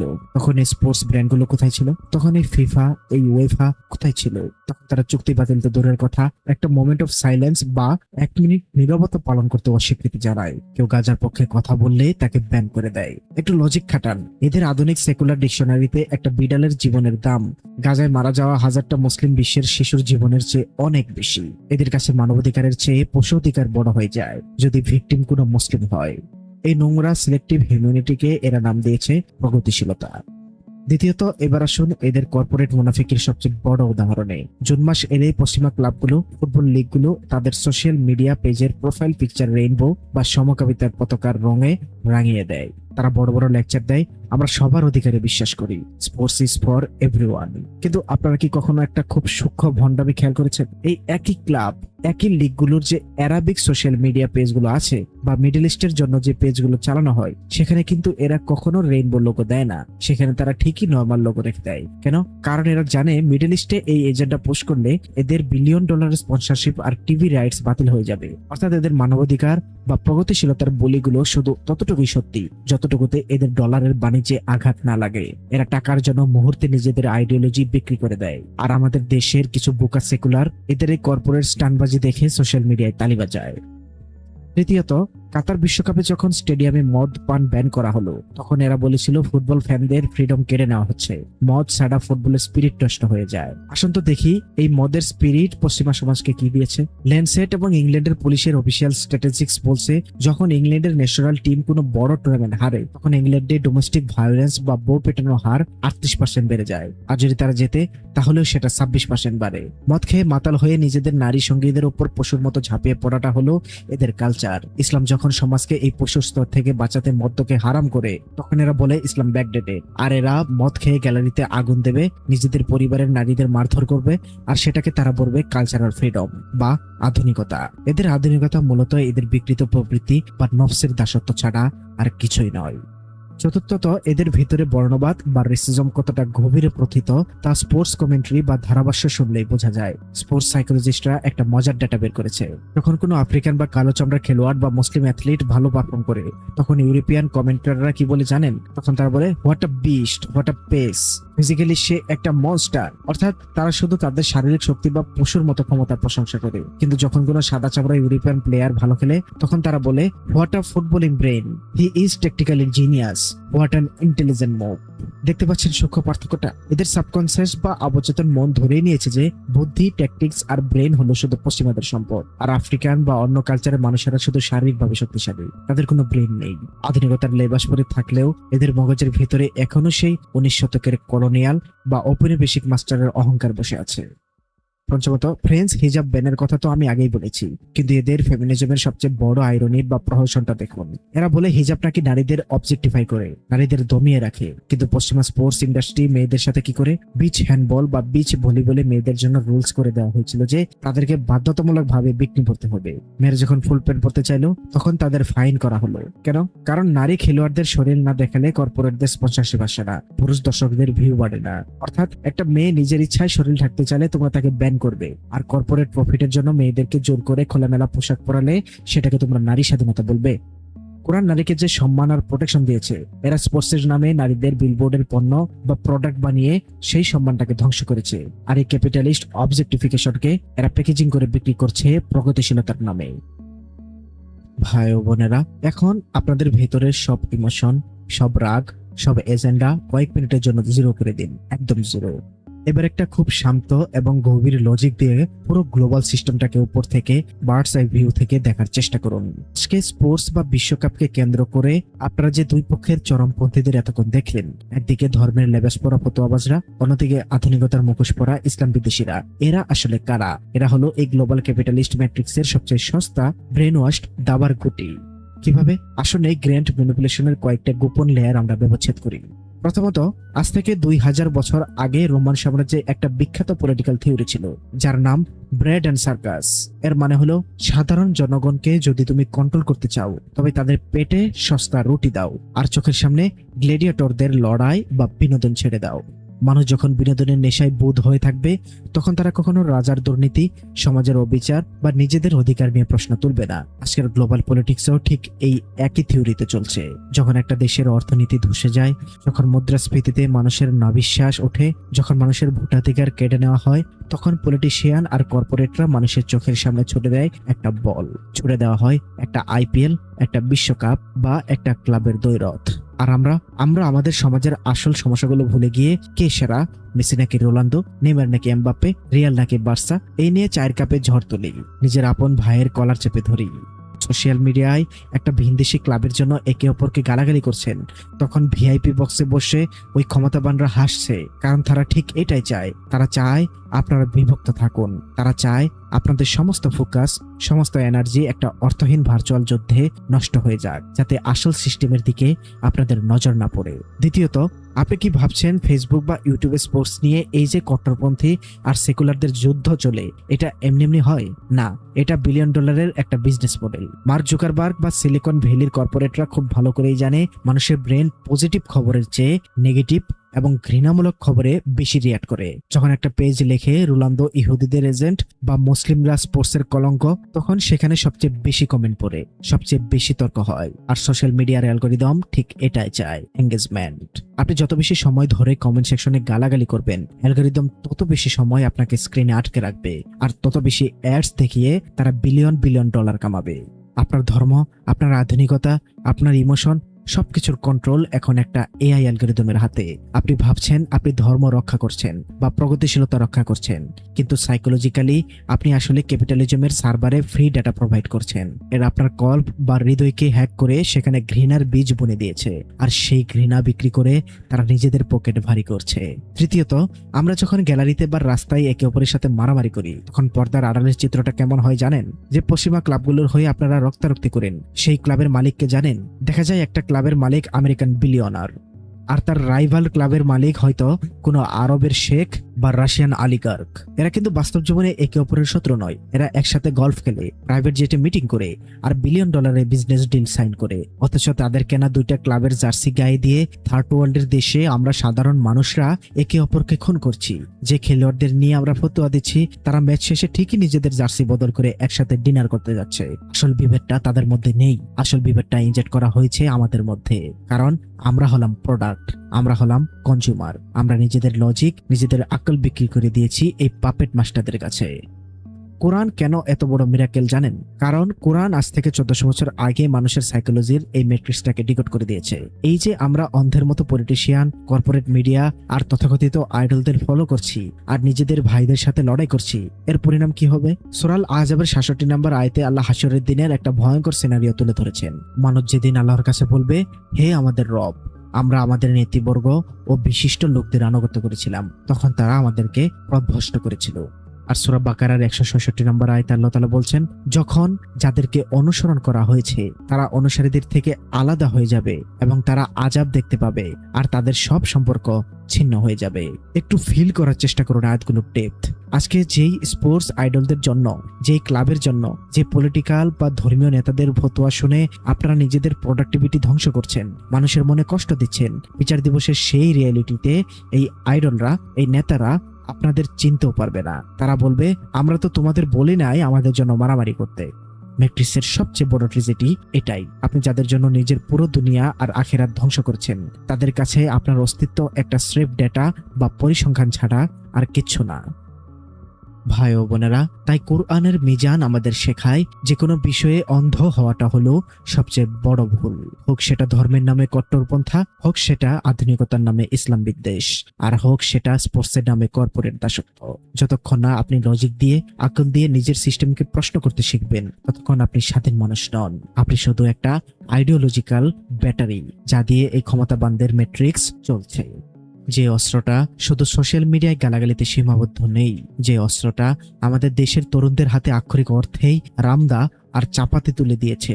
1400 বছর আগে ইসলাম যে জিনিসটাকে জাহিলিয়াত বলে ধ্বংস করে দিয়েছিল, আধুনিক ফুটবল কিভাবে সেই একই জাহিলিয়াতকে রঙিন পতাকায় মুড়িয়ে আমাদের রন্ধ্রে রন্ধ্রে ঢুকিয়ে দিল, কিভাবে একটা ভিনদেশী পতাকা আমাদের রক্তের সম্পর্ককে মুছে দিচ্ছে। আসুন এবার ডাইভ দিই স্পোর্টস সাইকোলজির সবচেয়ে প্যাথেটিক আর একটা ডার্ক ডাইমেনশনে। ভাই ও বোনেরা, আজ থেকে 1400 বছর আগের আরবের কথা চিন্তা করুন। আয়ামে জাহিলিয়াত বা অন্ধকারের যুগ। সে যুগে মানুষের সাইকোলজি কেমন ছিল জানেন? এক গোত্রের একটা উট যদি অন্য গোত্রের পানি খেয়ে ফেলতো, কিংবা এক গোত্রের কেউ যদি অন্য গোত্রকে অপমান করত, তাহলে সেই জিদের বসে তারা টানা 40 বছর ধরে একে অপরের সাথে রক্ত খেয়ে যুদ্ধ করত। হাজার হাজার মানুষ খুন হতো শুধু একটা ইগো বা জেদের কারণে। ইসলাম পৃথিবীতে এসে মানুষের সাইকোলজির এই সবচেয়ে জঘন্য, সবচেয়ে আদিম প্রবৃত্তিটাকে ধ্বংস করেছিল। এর একটা স্পেশাল আরবি নাম আছে, আসাবিয়া। সহজ বাংলায় এর মানে হলো অন্ধ গোঁড়ামি বা উগ্র জাতীয়তাবাদ। অর্থাৎ আমার গোত্র, আমার দল বা আমার দেশ, সে ভুল করুক বা সঠিক করুক, সে যাই করুক না কেন, আমি অন্ধের মতো তাকেই সাপোর্ট করব এবং তার জন্য অন্যের রক্ত ঝরাবো। আজকের ক্যাপিটালিজম আর আধুনিক বিশ্ব ঠিক এই আসাবিয়া বা আদিম গোঁড়ামিকে কবর থেকে আবার চিন্তা করেছে। তবে এবার আর তরবারি বা উটের নামে নয়। এবারে ভাইরাসটার একটা পূর্ণ রূপ হলো বর্তমান ফুটবল বিশ্বকাপ। ভাইরাসটির প্যাকেজিং করা হয়েছে রঙিন জার্সি, ভিনদেশি পতাকা আর একটা চামড়ার বল দিয়ে। আধুনিক স্পোর্টস আক্ষরিক অর্থে আমাদের সাইকোলজিতে সেই জাহিলিয়াতকে ফিরিয়ে এনেছে। কিভাবে? আসুন পয়েন্ট ধরে ধরে আমাদের এই ইলিউশনের মুখোশ খুলি। প্রথমে আসুন আমাদের মতো তৃতীয় বিশ্বের ফ্যানদের ভৌগোলিক বা জিওগ্রাফিক্যাল ইলিউশনের জায়গায়। বিশ্বকাপ এলেই আমাদের দেশের রাস্তাঘাট, বাড়ির ছাদ আর্জেন্টিনা, ব্রাজিল, জার্মানি বা ফ্রান্সের পতাকায় ছেয়ে যায়। মানুষ নিজের পকেটের হাজার হাজার টাকা খরচ করে কিলোমিটারের পর কিলোমিটার লম্বা পতাকা বানায়। একটু লজিক দিয়ে, একদম জিরো মোশন নিয়ে চিন্তা করুন তো, যে দেশটার পতাকার জন্য আপনি নিজের দেশের আকাশ ঢেকে দিচ্ছেন, সেই দেশের 99% মানুষ জানেই না যে বিশ্ব মানচিত্রে বাংলাদেশ নামের কোনো দেশের অস্তিত্ব আছে। আপনি যে তাদের জন্য রাস্তায় নেমে গলা ফাটাচ্ছেন, তাদের কাছে আপনার অস্তিত্ব একটা পিপিলিকার চেয়েও ক্ষুদ্র। আপনি যদি কালকে ওই দেশগুলোতে যাওয়ার জন্য একটা ট্যুরিস্ট ভিসার আবেদন করেন, তারা আপনার থার্ড ওয়ার্ল্ডের পাসপোর্ট দেখে জাস্ট রিজেক্ট করে দেবে। তারা আপনাকে তাদের দেশের মাটিতে পা রাখতে দেবে না, আর আপনি তাদের পতাকা নিজের বাড়ির সবচেয়ে উঁচু ছাদে সগর্বে উড়িয়ে রেখেছেন। এটা কি স্পোর্টস এনজয় করা হলো? না। স্পোর্টস সাইকোলজির ভাষায় এটা হলো প্যারাসোশিয়াল রিলেশনশিপ বা একতরফা মানসিক দাসত্ব। তারা মাঠে খেলছে বিলিয়ন ডলারের চুক্তিতে। তারা জেতার পর নিজেদের দেশের জিডিপি বাড়াচ্ছে, নিজেদের দেশের ব্র্যান্ড ভ্যালু বাড়াচ্ছে। আর আপনি হাজার মাইল দূরে বসে একটা সস্তা চায়ের দোকানে নিজের আপন ভাইয়ের সাথে, নিজের বন্ধুদের সাথে মারামারি করছেন। আপনি তাদের বিজয়ের রাস্তায় নেমে এমন ভাবে উল্লাস করছেন যেন আপনার বাবার অ্যাকাউন্টে মিলিয়ন ডলার ঢুকে গেছে। এই যে সাইকোলজিক্যাল হ্যালুসিনেশন বা হীনম্মনতা, যেখানে একটা মানুষ নিজের রিয়েলিটিকে অস্বীকার করে অন্যের পরিচয়ে পরিচিত হতে চায়, কোরআনের দৃষ্টিতে এটা হলো আকল বা বুদ্ধিমত্তার সবচেয়ে বড় মৃত্যু। দেখুন, আমি আনন্দ উদযাপনকে পুরোপুরি বয়কট করছি না। আমি অতিরিক্ত ভক্তির কথা, অর্থাৎ এক্সট্রিমিজমের কথা বলছি। অতিরিক্ত কিচ্ছু ভালো না।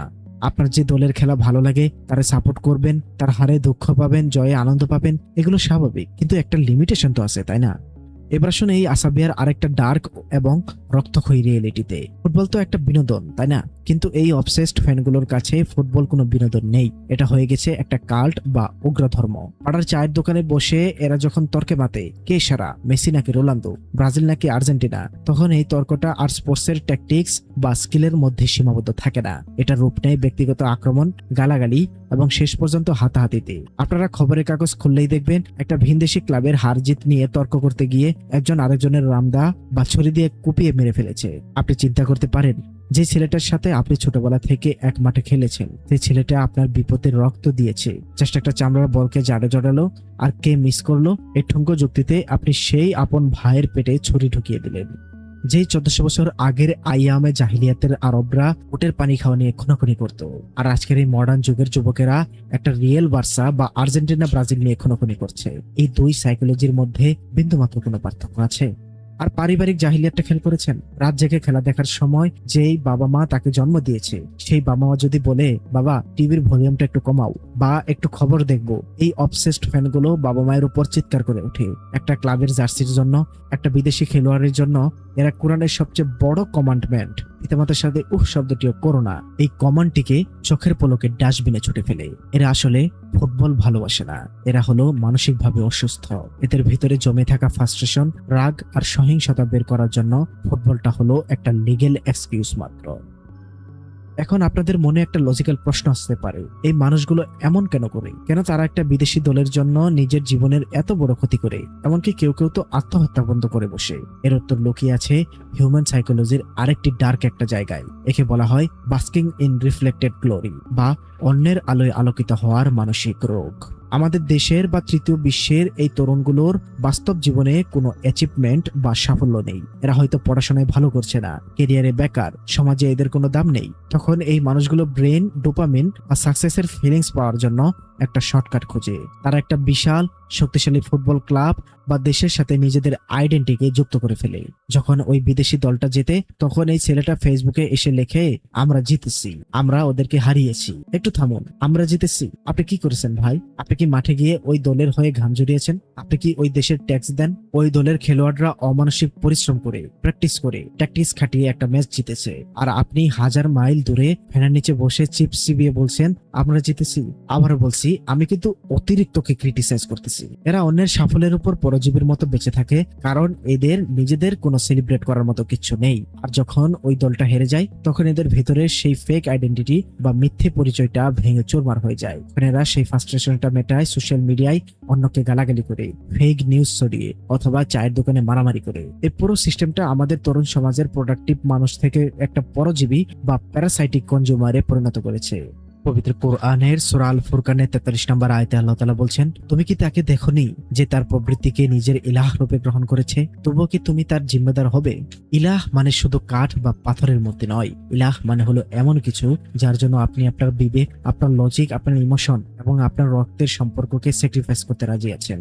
যখন একটা ক্লাবের হার জিত আপনার জীবনের শান্তি নষ্ট করে দেয়, যখন একটা ভিনদেশি খেলোয়াড়ের জন্য আপনি আপনার ভাইকে রামদা দিয়ে কুবান, যখন একটা পতাকার জন্য আপনি কোরআনের ইনসাফ আর মানবতাকে ভুলে যান, তখন সাইকোলজিক্যালি ওই ক্লাবটা, ওই ফুটবলটা আপনার ইলাহ বা মূর্তিতে পরিণত হয়। আপনি অজান্তে মডার্ন শিরকের সবচেয়ে বড় ফাঁদে পা দিয়েছেন। ফুটবল ছিল একটা সাধারণ বিনোদন, মানুষের ফিজিক্যাল এক্সেলেন্সের একটা উদযাপন। আপনি খেলা দেখবেন, শিল্পের প্রশংসা করবেন, সুন্দর একটা গোল হলেই দুই দলের জন্যই তালি বাজাবেন। সেটাই ছিল মিজানের বা ভারসাম্যের দাবি। কিন্তু এই গ্লোবাল ক্যাপিটালিস্ট ম্যাট্রিক্স আপনাকে বুঝিয়েছে শুধু খেলা দেখলে হবে না, আপনাকে একটা পক্ষ নিতে হবে, আপনাকে অন্য পক্ষকে ঘৃণা করতে হবে, আপনাকে জার্সি কিনে, পতাকা কিনে এই ঘৃণার অর্থনীতিতে কন্ট্রিবিউট করতে হবে। আপনি যে কোনো দলকে ভালোবেসে সাপোর্ট করতেই পারেন, কিন্তু আরেক দলকে ঘৃণা করা এবং এটা নিয়ে মারামারি কাটাকাটি করা, এটাকে আপনি কেন জাস্টিফাই করতেছেন? আর আপনারা কোরআনের সেই সর্বশ্রেষ্ঠ মানব জাতি, যাদেরকে বলা হয়েছিল আশরাফুল মাখলুকাত, যাদের আকল বা লজিক ব্যবহার করার কথা ছিল, তারা স্বেচ্ছায় গলার মধ্যে এই দাসত্বের শিকলটা পরিয়ে নিলেন। যারা এই আধুনিক আসাবিয়া বা উগ্র ক্লাব প্রীতির নামে নিজের সমাজকে ধ্বংস করেছেন, মনে রাখবেন, কাল কিয়ামতের ময়দানে মেসি, রোনালদো, নেইমার বা ওই বিদেশি ক্লাবগুলোর মালিকরা আপনাদেরকে বাঁচানোর জন্য আসবে না। তারা আপনাদের চেনেও না। সেদিন আল্লাহর কোর্টে আপনাকে একা দাঁড়াতে হবে, আর আপনাকে জবাব দিতে হবে কেন আপনি একটা 90 মিনিটের অর্থহীন ইমোশনের জন্য আপনার ভাইকে আঘাত করেছিলেন, কেন আপনি আপনার লজিক, আপনার কল্পকে একটা চামড়ার বলের কাছে বিক্রি করে দিয়েছিলেন। এই প্রশ্নের উত্তর কি আপনার কাছে আছে? ভাই ও বোনেরা, আমরা দেখলাম কিভাবে অবসেসড ফ্যানরা একটা বিদেশি পতাকার জন্য নিজেদের আপন ভাইয়ের রক্ত ঝরাচ্ছে। কিন্তু আপনি কি জানেন, এই অন্ধ ফ্যানরাই হলো কর্পোরেট ক্যাপিটালিজমের সবচেয়ে বড় সফট টার্গেট। পলিটিশিয়ানরা স্পোর্টস দিয়ে আপনাদের ব্রেন ওয়াশ করে, কট্টরপন্থীরা আপনাদের ফতোয়া দেয়, কিন্তু স্পোর্টসের আড়ালে আরেকটা দানব আছে, যে দানবটা কোনো কথা বলে না, কোনো ধর্ম মানে না। সে শুধু নিঃশব্দে আপনার পকেটে ঢুকে আপনাদের রক্ত, ভবিষ্যৎ, প্রোডাক্টিভিটি চুষে খায়। সেই দানবের নাম হলো গ্লোবাল বেটিং এবং অ্যালকোহল ইন্ডাস্ট্রি। যে ফুটবল খেলাটা মানুষের ব্রেনকে রিফ্রেশ করার কথা ছিল, মানুষের ফিজিক্যাল এক্সেলেন্সের উদযাপন করার কথা ছিল, কর্পোরেট বিশ্ব সেটাকে পরিণত করেছে মদ আর জুয়ার সবচেয়ে বড় গ্লোবাল প্ল্যাটফর্মে। কিভাবে এরা আমাদের সাইকোলজিকে হ্যাক করেছে? আসুন লজিকের আয়নায় এদের সোর্স কোডটা ব্যবচ্ছেদ করি। আজ থেকে 10-15 বছর আগেও জুয়া বা বেটিং ছিল ক্যাসিনোর 4 দেয়ালে বন্দী, কিন্তু আধুনিক টেকনোলজি এই ক্যাসিনোকে আপনার হাতের 5 ইঞ্চির স্মার্টফোনে আপনার বেডরুমে ঢুকিয়ে দিয়েছে। এই বেটিং অ্যাপগুলোর সাইকোলজি কতটা ভয়ঙ্কর তা সাধারণ মানুষ কল্পনাও করতে পারবে না। এরা সিলিকন ভ্যালির সেরা সাইকোলজিস্ট দিয়ে এমন ভাবে অ্যাপগুলো ডিজাইন করে যেন সেটা আপনার ব্রেইনের রিওয়ার্ড সিস্টেম বা ডোপামিন সেন্টারকে হ্যাক করতে পারে। এরা আপনার ওভার কনফিডেন্সকে টোপ হিসেবে ব্যবহার করে। এরা আপনাকে বলে, তুমি তো জানোই আজ আর্জেন্টিনা জিতবে, তাহলে এই 100 টাকা বাজি ধরে 1000 টাকা জিতে নাও না কেন? ইজি মানি। আর এই ইজি মানি বা শর্টকাটে বড়লোক হওয়ার লোভটাই হলো মানবজাতির সবচেয়ে বড় সাইকোলজিক্যাল দুর্বলতা। এরা এখন শুধু ম্যাচের হার জিত নিয়ে বাজি ধরায় না, এরা নিয়ে এসেছে মাইক্রো বেটিং, অর্থাৎ পরের 5 মিনিটে কে কর্নার পাবে, পরের 10 মিনিটে কে হলুদ কার্ড খাবে, কে প্রথম গোল করবে। আপনার পুরো 90 মিনিটের খেলা দেখার এক্সপিরিয়েন্সটাকে এরা একটা চরম অ্যাংজাইটি, স্ট্রেস আর উত্তেজনার নরকে পরিণত করে দেয়। আপনি আর স্পোর্টসের সৌন্দর্য দেখেন না, আপনি দেখেন শুধু আপনার বাজির টাকাটা টেকলো কিনা। বাংলাদেশে এই তথাকথিত ট্রেডিং অর্থাৎ আধুনিক জুয়া খেলার পরিমাণ এত পরিমাণ বেড়েছে যা ধারণা করার মতো নয়। শতকরা 80% প্লাস যুবক ও প্রচুর মানুষ এই জুয়ায় আসক্ত। এই আধুনিক জুয়া নিয়ে আমার একটা ভিডিও বানানোর প্ল্যান আছে, ইনশাল্লাহ বানাবো। যাই হোক, আপনি যখন ইউরোপিয়ান লিগ দেখেন, মাঠের চারপাশের বিলবোর্ডগুলোতে কাদের স্পন্সরশিপ থাকে খেয়াল করেছেন? প্রায় অর্ধেকই এই বেটিং বা জুয়ার কোম্পানিগুলোর। এরা এই বিলিয়ন বিলিয়ন ডলার কোথা থেকে পায় জানেন?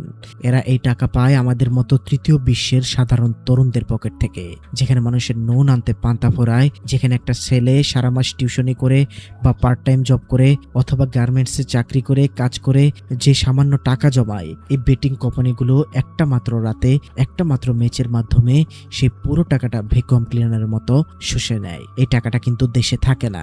ক্রিপ্টোকারেন্সি বা মানি লন্ডারিং এর মাধ্যমে এই কোটি কোটি টাকা চলে যায় ট্যাক্স হেভেনে বসে থাকা ওই কোম্পানিগুলোর মালিকদের পকেটে। একদিকে আমাদের দেশের তরুণেরা জুয়ায় হেরে ডিপ্রেশনে ভোগে আত্মহত্যা করছে, ঋণের দায়ে পালিয়ে বেড়াচ্ছে, আর অন্যদিকে ওই জুয়ার কোম্পানিগুলো সেই রক্তের টাকা দিয়ে ইউরোপের বড় বড় ক্লাব স্পন্সর করছে। আপনি স্পোর্টসের নামে আক্ষরিক অর্থেই আধুনিক ক্যাপিটালিজমের একটা ইকোনমিক স্লেভে পরিণত হয়েছেন। জুয়ার পাশাপাশি আধুনিক স্পোর্টসের আরেকটা বড় ইঞ্জিন হলো মদ বা অ্যালকোহল। একটু লজিকটা খেয়াল করুন। যারা মাঠে খেলছে সেই অ্যাথলিটের ভিতরে অনেক অ্যাথলিট অর্থাৎ অনেক খেলোয়াড় রয়েছে যারা কিনা তাদের ফিটনেস ধরে রাখার জন্য জীবনে 1 ফোঁটা মদ ছয় না। তারা অ্যালকোহল থেকে যোজন যোজন দূরে থাকে। আর ওইদিকে গ্যালারিতে বা টিভির সামনে বসে থাকা ফ্যানদেরকে কর্পোরেটরা কি গেলাচ্ছে? মদ।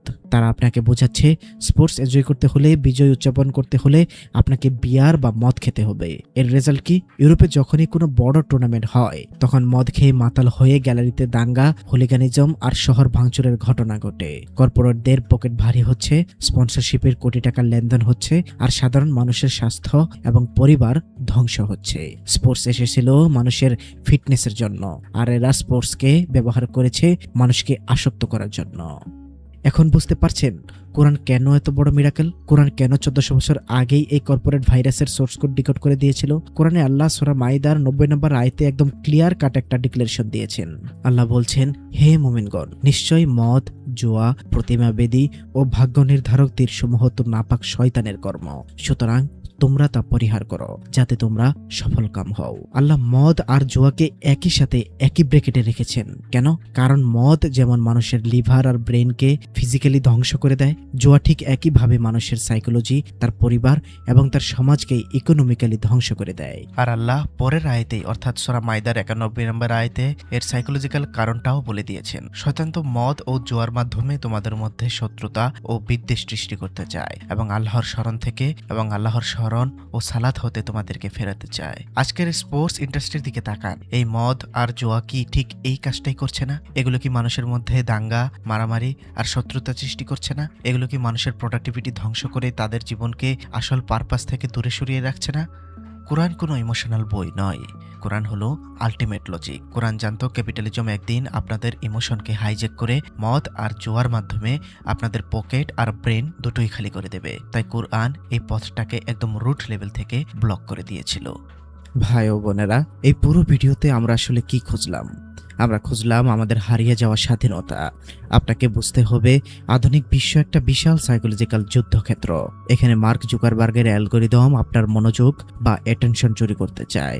এখানে বিশ্ব রাজনীতি আপনার ইমোশনকে হাইজ্যাক করে নিজেদের পাপ ঢাকতে চায়। এখানে ধর্ম ব্যবসায়ীরা কোরআন বিক্রি করে সস্তা ভিউ আর লাইক কামাতে চায়। এরা সবাই আপনার কল্প বা আপনার প্রসেসিং এর দখল নিতে চায়। কিন্তু আপনি যখন কোরআনের মিজান বা লজিকের চশমাটা পরবেন, তখন এই পুরো পাপেট শো বা পুতুল নাচ আপনার সামনে পরিষ্কার হয়ে যাবে। তখন আপনি আর কোনো পলিটিশিয়ানের স্পর্শ আশিকের টুল হবেন না। তখন আপনি আর ফেসবুকের অ্যালগরিদমের কাছে নিজের ঘৃণাকে ডেটা হিসেবে বিক্রি করবেন না। তখন আপনি আর কোনো ফতোয়াবাজের সস্তা ইউটিউব ভিডিওর ভিউয়ার হবেন না। আর সবচেয়ে বড় কথা, তখন আপনি আর একটি ভিনদেশি পতাকার জন্য বা একটা চাবড়ার বলের জন্য নিজের আপন ভাইয়ের দিকে কখনো আঙুল তুলবেন না। আপনার কন্ট্রোল থাকবে সম্পূর্ণ আপনার নিজের হাতে। পৃথিবীর কোটি কোটি মানুষ যখন একটা মোহ বা হ্যালুসিনেশনের পিছনে ছুটে গিয়ে নিজের ব্রেন ধ্বংস করবে, আপনি তখন শান্তভাবে দাঁড়িয়ে তাদের এই পাগলামি দেখবেন আর হাসবেন। এটাই হলো ট্রু ইন্ডিপেন্ডেন্স। এটাই হলো আসল স্বাধীনতা। আপনি ম্যাট্রিক্সের ভেতরে থাকবেন, কিন্তু ম্যাট্রিক্স আপনাকে কন্ট্রোল করতে পারবে না। ভাই ও বোনেরা, ফুটবল একটা সুন্দর খেলা, মানবদেহের সক্ষমতার এক বিশাল উদযাপন। একে রাজনীতি, ক্যাপিটালিজম আর ধর্মান্ধতার বিষাক্ত ম্যাট্রিক্স থেকে আলাদা করতে শিখুন। যেদিন আপনি বুঝতে পারবেন যে একটা অন্ধ ভক্তির চেয়ে আপনার দেশের একটা রাস্তার কুকুরের জীবনের মূল্য অনেক বেশি, যেদিন আপনি বুঝতে পারবেন যে একটা ক্লাবের হার জিতের চেয়ে আপনার বাবা মায়ের একটা হাসি মুখের দাম কোটি গুণ বেশি, আর যেদিন আপনি বুঝতে পারবেন যে আপনার কল্প বা হৃদয়টা এত সস্তা নয় যে তাকে একটা চামড়ার বলের কাছে সমর্পণ করে দেওয়া যায়, ঠিক সেদিনই আপনি কোরআনের আসল ভারসাম্য খুঁজে পাবেন। আজকের পর থেকে যখনই কোনো স্পোর্টস ইভেন্ট আসবে, এই কথাগুলো আপনার অবচেতন মনে বেজে উঠবে। আপনি চাইলেও আর আগের মতো অন্ধ হয়ে যেতে পারবেন না, কারণ লজিক একবার ব্রেনে ঢুকে গেলে ইলিউশন বা অন্ধবিশ্বাসের আর কোনো জায়গা থাকে না। ভাই ও বোনেরা, এই দীর্ঘ ব্যবচ্ছেদ আপনার কেমন লাগলো? চরমপন্থার এই মুখোশগুলো খোলার পর স্পোর্টস বা ফুটবল বিশ্বকাপ নিয়ে আপনাদের দৃষ্টিভঙ্গি কতটা পরিবর্তন হলো? কমেন্ট সেকশনে আপনাদের লজিক্যাল মতামতগুলো জানিয়ে যাবেন। দেখা হবে পরবর্তী কোনো ভিডিওতে নতুন কোনো ডাইমেনশন নিয়ে। ততক্ষণ পর্যন্ত সবাই ভালো থাকুন, সুস্থ থাকুন। সবাইকে সালামু আলাইকুম।